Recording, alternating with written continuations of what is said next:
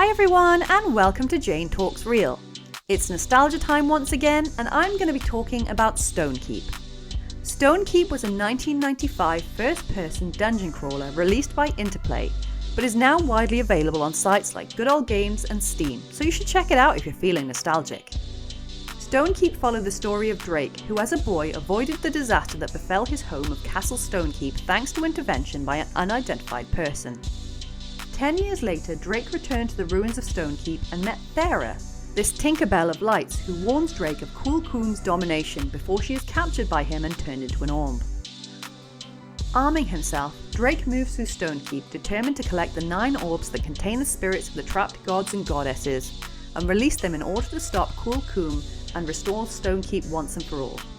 Now, Stonekeep was a walking jump scare factory for me because there were all manner of enemies that wandered the halls and they would often pop out of nowhere, especially the Throgs in the temple level. But to be fair, rounding a corner and running into a part of Vermitrix made me jump too. And don't get me started on setting off an arrow trap and having them shoot at the screen. So you started off in Stonekeep itself, which was a couple of stories high, and the enemies here were ants, which clicked to warn they were about, snakes who could poison you and sometimes came out of holes in the walls, and the Shargas, little green goblin things that were hard to beat if they attacked in numbers. Finally, there were these green blobs that divided when attacked, could jump out from beneath the frame even though you thought you killed them, and pop like a balloon once defeated. You could interact with the environment, often finding hidden panels in the wall, and anything you picked up was held in a magic scroll. By the end of the game, this scroll is loaded down with all sorts of shit with no way to reorganize your inventory. At first, you're wandering around Stonekeep rather blindly, but once you accidentally yourself into a certain room, you can pick up a magical book which holds all sorts of information, but most importantly, a self-drawing map. With the book, you also pick up Afri's orb, which in my opinion was the most useful item in the game because putting it on the ground opened a mini-map of the area, showing hidden passageways and more importantly, enemy locations. I basically played this game very slowly, taking a few steps at a time and putting down Afri's orb because I was scared that something was going to sneak up on me.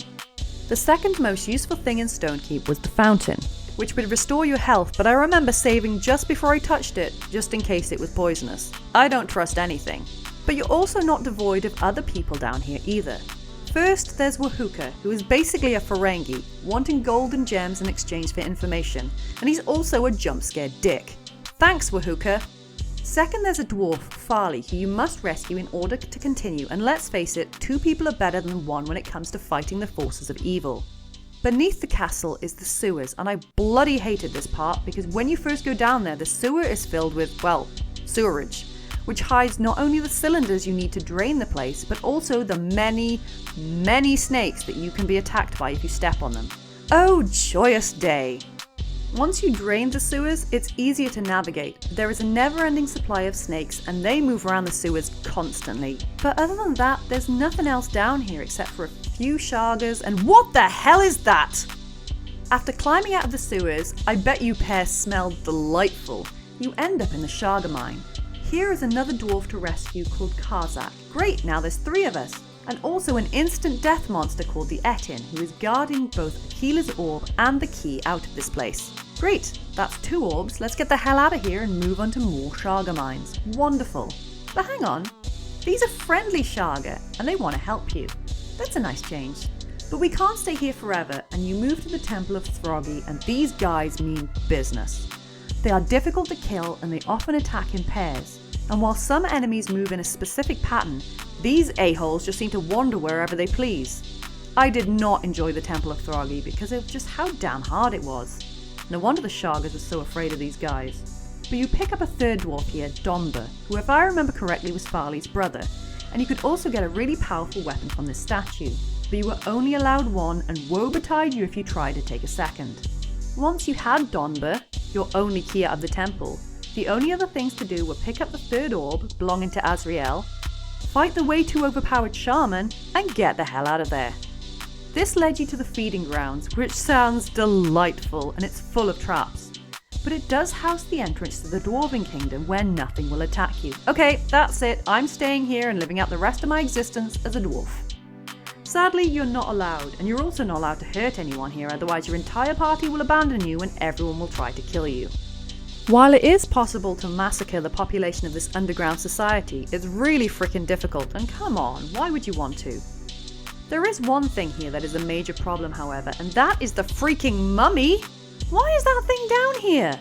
But to be fair, if you have the infinite throwing axe, which is a super useful weapon you get from the leader, you can make short work of this bandaged baddie. After leaving the safety of your new haven, it's on to the second floor of the feeding grounds, which is mostly blocked off by Vermitrix, this fat-ass dragon who is chained into place. It's a good thing then that you know a dwarven blacksmith who can put the key back together when you find it and set her free. You get treasure as a reward, and you also find Scuzz, a badass little Sharga that will go with you. I'm not gonna lie, this is where I usually stop playing because it's only gonna get harder / more annoying from here. The fairy realm is the same graphics as the sewers, only a different colour, and this damn band of shitbags won't shut up. There's also a vomit-inducing merry-go-round that you have to endure, and trolls that are sometimes invisible. Great! There is a fairy voiced by E.G. Daily though. I'd feather if I had my daisy chain. After the sugary sweet hellhole, you move on to the ice cavern, which hurts you every couple of steps and there's nothing you can do about it. I don't remember much about this level, except that the Snow Queen is near impossible to kill and it takes a combination of like 7 different spells and a hell of a lot of patience / luck to best her. Like I said, I'm usually checked out by this point in the game, so I haven't got much more to add, but you end up in Khul Khum's temple with unkillable bad guys, Spike's floaty enemy anyone, and a mirror image of the floor you're on. I know Wahooka joined you for the final levels, as to some fairy, but you face the final challenge alone, and that is putting the orbs in the correct order according to the planets to free the gods, squish Khul Khum, and save Stonekeep. Good job, everyone! So there you have it, that was Stonekeep. Did you play this one as a kid, and were you able to make it to the end? What was your favourite level, and did you get jump scared like I did? Let me know in the comments or come say hi on social media. If you enjoyed this video, then please like, share and subscribe.